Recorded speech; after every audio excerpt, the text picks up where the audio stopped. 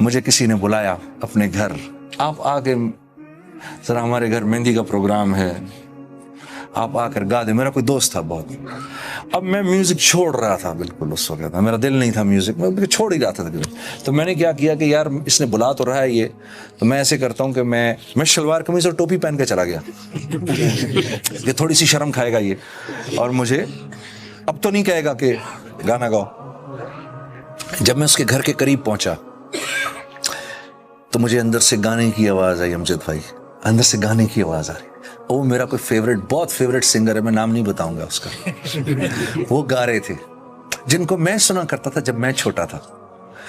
तो मैं बाहर ही रुक गया और मैं बात कर रहा हूं, मैं खुद भी 36-37 का था उस वक्त।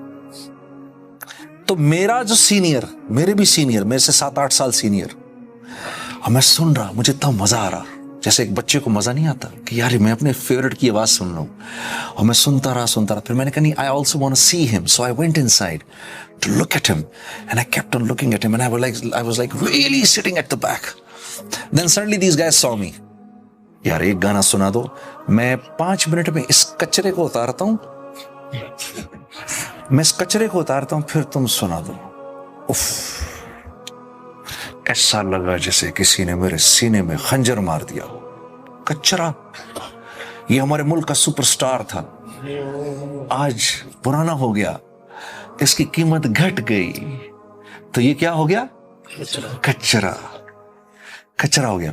एकदम मुझे ख्याल आया, तुम 2 साल और गाओ, फिर इसी तरह तुम स्टेज पर खड़े हो गए, एक नौजवान गाने वाला आ रहा होगा और साथ वाला उसको क्या कह रहा होगा?